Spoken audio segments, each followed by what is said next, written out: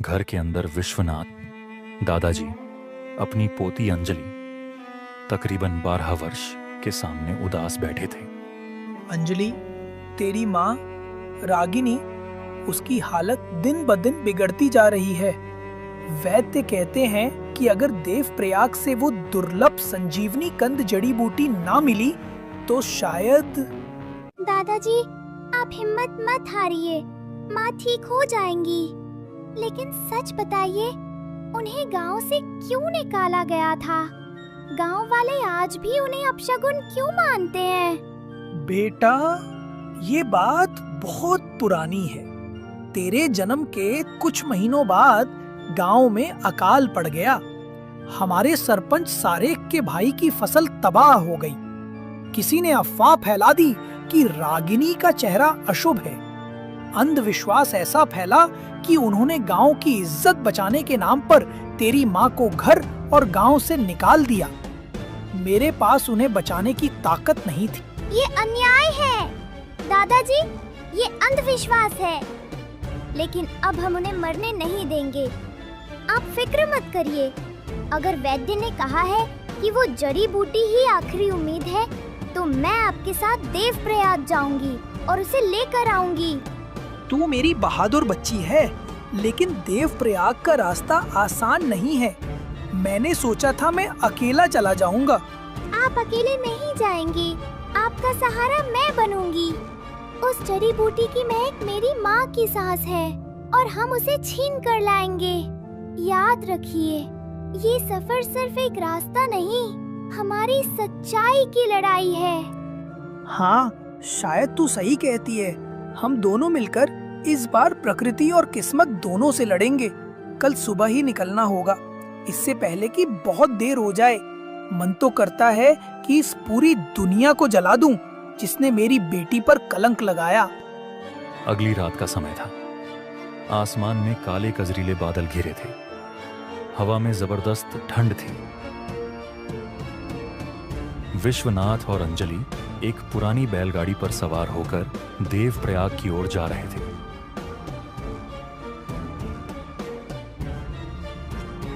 अंजलि, रास्ते में जबरदस्त ठंड हो गई है। ऐसे मौसम में बैलगाड़ी चलाना और भी मुश्किल है। उम्मीद है हम जल्दी ही कोई ठिकाना खोज लें। दादाजी, मेरी रजाई है ना, आप थोड़ा उसे ओढ़ लीजिए। माँ के लिए ये सफर कांटों का भी होता तो हमें चलना पड़ता। काश वक्त हमें वापस वो दिन दे दे जब तेरी माँ हंसा करती थी। लेकिन अब हम अपनी जान की परवाह किए बिना अपनी मंजिल तक पहुँचेंगे। दादाजी, ऐसा मत कहिए, हम न्याय करेंगे। लेकिन इस रास्ते पर ध्यान दीजिए।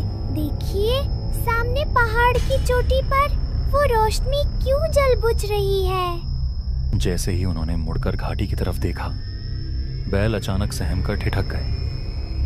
ठंड इतनी बढ़ गई थी कि सांस लेना मुश्किल था। दूर पहाड़ की चोटी पर एक अकेली लालटेन जल रही थी, जो बेतरतीब ढंग से झूल रही थी। ये क्या है?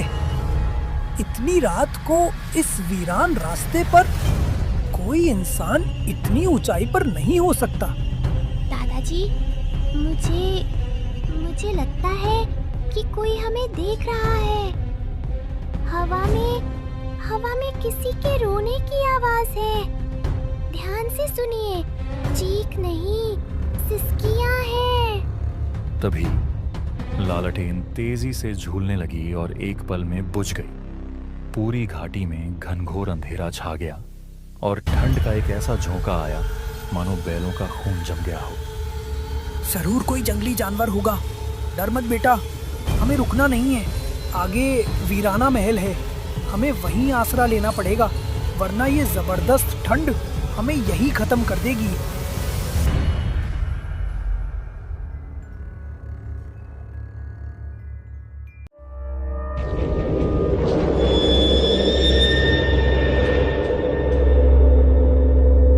मजबूरी में वे वीराना महल में पहुंचे।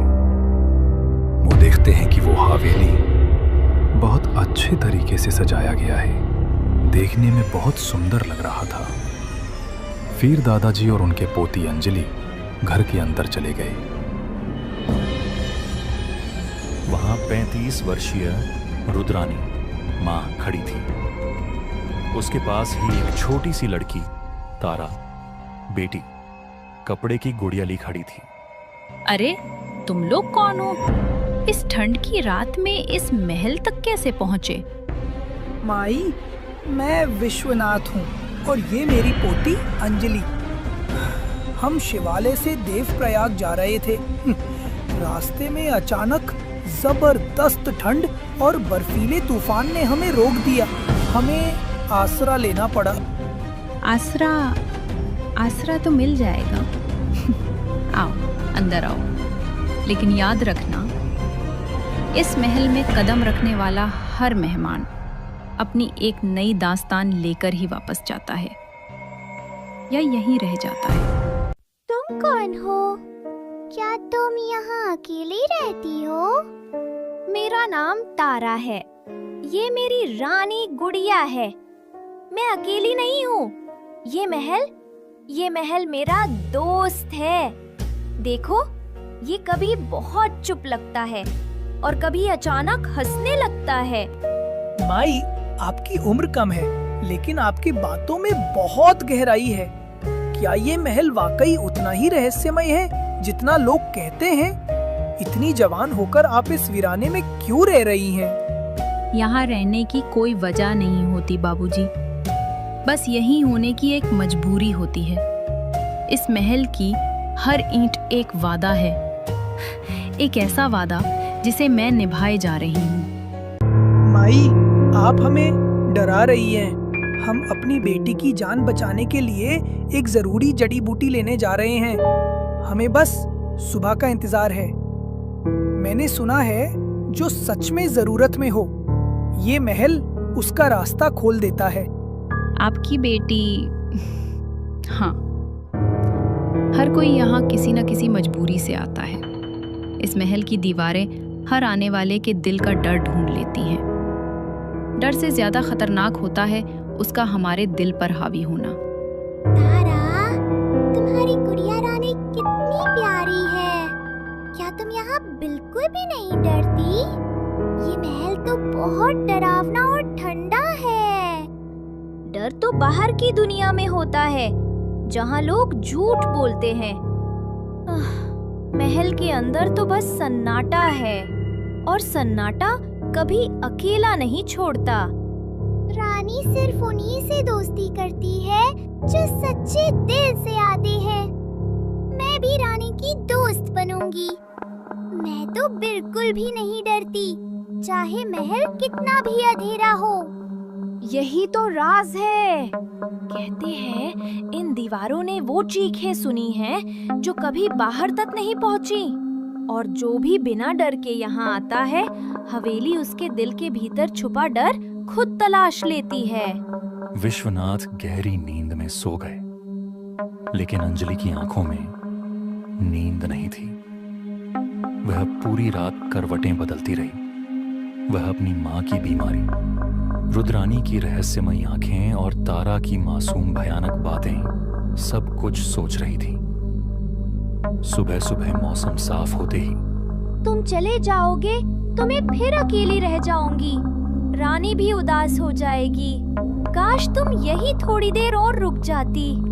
तारा, मुझे जाना पड़ेगा। मेरी माँ बहुत बीमार है। मुझे उनके लिए जड़ी बूटी लेनी है। मैं तुम्हें कभी नहीं भूलूंगी। अंजलि, चल बेटी, वक्त कम है। दादाजी, मेरा मन बहुत बेचैन है। वहाँ जो कुछ देखा सुना वो इतना आसान नहीं था भूलना। रात भर मेरे दिमाग में तारा की हंसी गूंजती रही। वे दोनों बातें करते करते आखिरकार देवप्रयाग पहुंच गए। वहां पहुंचकर वे एक होटल पर रुके। अरे बाबूजी, आप लोग कहाँ से आ रहे हैं? चेहरे थके थके लग रहे हैं, जैसे रात भर नींद ही नहीं मिली। हाँ भाई, मजबूरी थी। रात में बर्फीले तूफान ने रास्ता रोक दिया तो उस पुरानी वीराना महल में ठहरना पड़ा। क्या कहीं उस शापित महल में तो रात नहीं बिताई? लोग तो वहां पैर रखने से भी डरते हैं। कहते हैं वहां एक बच्ची और उसकी जवान मां रुद्राणी की आत्माएं भटकती हैं। जिसने भी वहां रात गुजारी है उसके साथ कभी न कभी कोई अनहोनी जरूर हुई है। हम जानते थे वो अजीब जगह है, लेकिन माई रुद्राणी तो 35 से 36 साल की लग रही थी। वो बूढ़ी दादी कहाँ थी? रुद्राणी, आह, वो बच्ची की माँ थी। बरसों पहले एक दुर्घटना में पहले उसकी बेटी तारा गुजर गई और फिर गम में रुद्राणी ने भी आत्महत्या कर ली। दोनों की आत्माएं उस महल से बंधी हुई हैं। तुम दोनों बचकर तो आ गए, लेकिन अब वो तुम्हें पीछा करेंगी। अगर तुम सच में अपनी बेटी की जान बचाना चाहते हो और इस शाप से मुक्ति पाना चाहते हो तो एक ही व्यक्ति है जो उपाय बता सकता है। तुम सीधे गांव के सरपंच सारेक के यहाँ जाओ। उनके पास ही इस समस्या का कोई समाधान और तुम्हारी जड़ी बूटी को पाने का सही रास्ता होगा। सरपंच के पास उपाय है। विश्वनाथ और अंजलि तुरंत सरपंच सारेक के घर की ओर मुड़ गए। सरपंच एक सख्त नजर वाले बुजुर्ग थे। तुम दोनों ने सच में उस वीराना महल में रात गुजारी है? वो जगह तो बरसों से शापित है।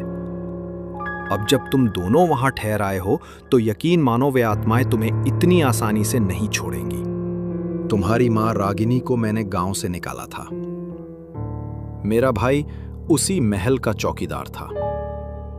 जब रुद्राणी और तारा गुजरे, मेरा भाई ही पहला गवाह था। उसके बाद हमारे घर भी अजीब घटनाएं होने लगी। मैंने डर के मारे उस महल का जिक्र भी छोड़ दिया था। मैंने तुम्हारी मां को नहीं, मैंने उस दुर्भाग्य को गांव से निकाला था जिसके तार उस महल से जुड़े थे। यानी हमारी माँ निर्दोष थी और आपने एक डर के मारे उन्हें इतना बड़ा दंड दे दिया। आपकी आत्माएं तो महल की आत्माओं से भी ज्यादा अंधेरी हैं। सरपंच जी, हम इसीलिए आपके पास आए हैं।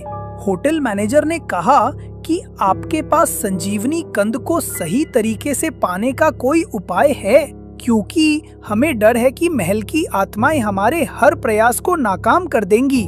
रात में जो हुआ वह इस बात का प्रमाण है। समय बीत चुका है बच्ची। अब तुम्हारी रक्षा करना मेरा कर्तव्य है। रात यहीं गुजारनी होगी और ज्ञानदेव महाराज को बुलाना होगा।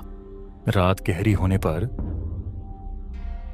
विश्वनाथ और अंजलि को एक बड़े कमरे में बैठाया गया। जैसे ही रात गहरी हुई, घटनाएं शुरू हुई। तभी कमरे की दीवारों से एक ठंडी फुसफुसाहट गूंजी, जैसे कोई कानों के पास बोल रहा हो।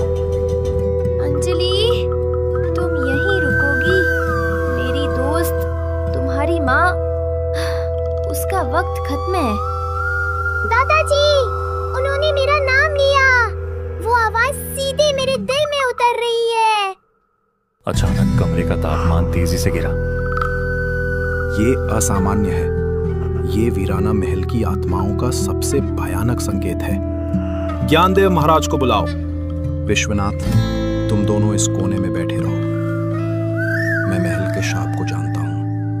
मैंने यहाँ सुरक्षा के लिए पहले से ही कुछ प्राचीन मंत्रों से घेरा बना रखा है। बस हिम्मत रखना। हम हिम्मत रखेंगे, लेकिन अब हमें किसी चमत्कार की जरूरत है।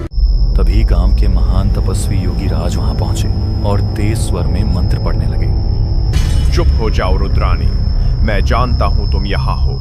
अब और नहीं, इन लोगों को नुकसान पहुंचाने की कोशिश मत करो। महाराज, ये कौन थी? क्या इन्हें मुक्ति मिल गई?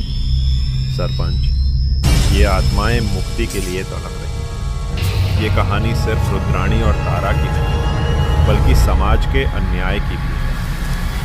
रुद्राणी उस हवेली की मालकिन थी जिसकी बेटी तारा एक भयंकर बुखार से गुजर गई। रुद्राणी ने अपने पति को खो दिया था और गांव वालों ने उसे अशुभ कहकर धिक्कारा था। अपनी बेटी की जान बचाने के लिए वो देवप्रयाग की जड़ी बूटी लेने निकली, लेकिन वापस आते समय गांव वालों ने उसे अंदर नहीं आने दिया। तारा ने हवेली के बाहर ही दम तोड़ दिया। क्रोध, गम और अपमान में रुद्राणी ने उसी हवेली में अपनी जान दे दी और कसम खाई कि जो माँ और बेटी उसकी तरह बेबस होकर यहाँ आसरा लेंगी, उन्हें वो कभी शांति से नहीं रहने देगी। इसीलिए वे दोनों आज भी उस हवेली में मौजूद हैं। रुद्राणी एक माँ की आत्मा और तारा एक बच्ची की आत्मा बनकर, और हर आने वाले के भीतर के डर को अपना साथी बनाना चाहती हैं। तुम्हारी पोती अंजलि में सत्य और प्रेम की इतनी शुद्ध शक्ति थी कि वो उन दोनों के लिए संगिनी बन सकती थी, लेकिन उसकी निस्वार्थता ने और तुम्हारी माँ के लिए उसका प्यार इस नकारात्मक ऊर्जा को नष्ट कर दिया। लेकिन महाराज, हमारी जड़ी बूटी तो बर्बाद हो गई। अब मेरी माँ का क्या होगा? जड़ी बूटी तुम्हारे पास नहीं थी बेटी, वो देवप्रयाग की गोद में आत्माओं के शाप से सुरक्षित है। यदि तुम अभी उसे लेने जाओगी तो वो काली पड़ जाएगी। संजीवनी कंद का सच्चा स्थान देवप्रयाग से पश्चिम की ओर दक्षिण मुखी पर्वतमाला की चौथी चोटी पर बने प्राचीन शिव मंदिर में है। तुम्हें वहां जाना होगा। मंदिर के ठीक पीछे एक झरना है, वहां तुम्हें जड़ी बूटी मिलेगी। तुम्हें उस झरने में से संजीवनी कंद को तोड़ना है, उसे जमीन पर रखना है। घर पहुंचकर तुम्हें वो कंद अपनी मां के माथे पर रखकर निस्वार्थ प्रेम का संकल्प लेना है। अंतिम चेतावनी और सुरक्षा। लेकिन याद रहे, तुम जब भी वापस लौटोगे, रुद्राणी और तारा की आत्माएं रास्ते में छलावा करेंगी और तुम्हें बुलाएंगी। उनका ये छल बहुत मोहक होगा। तुम्हें उस छल से बचकर निकलना होगा। योगी राज ने एक छोटी शीशी में गंगा जल दिया। यह साधारण गंगा जल नहीं, मंत्रों से अभिमंत्रित है। यह तुम्हारे पास रहेगा तो रुद्राणी और तारा की आत्माएं तुम्हारे पास नहीं आ पाएंगी। जब छलावा हो, उस छलावे पर यह गंगा जल छिड़क देना। इससे वो इल्यूजन, भ्रम टूट जाएगा और उन दोनों को शांति मिलेगी। इस तरह तुम उन माँ बेटी से बच पाओगे। जैसी आपकी आज्ञा महाराज। विश्वनाथ और अंजलि अगली पूर्णिमा का इंतजार करते हैं। जैसे ही रात होती है, वे योगी राज के बताए अनुसार दक्षिण मुखी पर्वत की ओर निकल पड़ते हैं। उन्होंने कई घंटों की यात्रा की और अंततः चौथी चोटी पर बने शिव मंदिर पहुंच गए। दादाजी, ये तो वही जगह है। योगी राज ने सच कहा था। हाँ बेटी, हमें सावधानी से काम करना होगा। अंजलि ने मंत्रों का जाप किया, संकल्प लिया और उस बर्फीले झरने के किनारे से संजीवनी कंद को तोड़ लिया। कंद को वे दोनों बिना जमीन पर रखे तुरंत शिवालय की ओर वापस लौटने लगे। जड़ी बूटी मिलने के बाद वे घर जाने लगे। वे दोनों रात के सन्नाटे में आगे बढ़ रहे थे।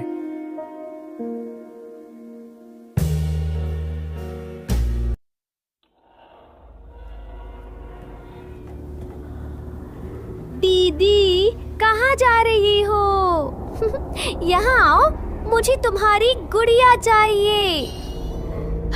विश्वनाथ, रुकिए, इतनी जल्दी क्यों है? मेरी बेटी अकेली है। अंजलि, योगी राज की बात याद रखो, ये छलावा है। हाँ दादाजी, ये हवेली वाली माँ और बेटी का छलावा है। वे दोनों छलावे के पास जाकर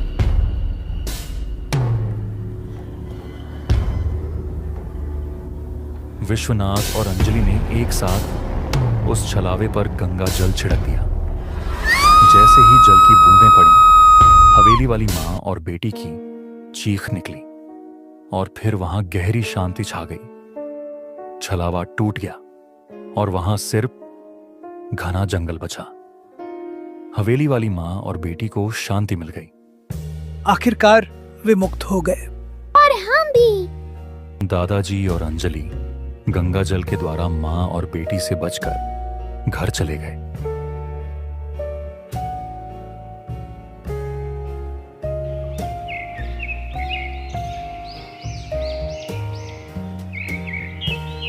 अंजलि सीधे अपनी मां रागिनी के पास गई। उसने योगी राज के बताए अनुसार जड़ी बूटी का वह कंद अपनी मां के माथे पर रखा और सच्चे प्रेम का संकल्प लिया। कुछ ही दिनों में रागिनी की हालत में तेजी से सुधार होने लगा। जो जैसा योगी राज ने बताया था वही करके अंजलि ने अपनी मां को बचा लिया। अंजलि का निडर प्रेम और विश्वनाथ का अडिग विश्वास अंततः अंधविश्वास और आत्माओं के शाप दोनों पर भारी पड़ा।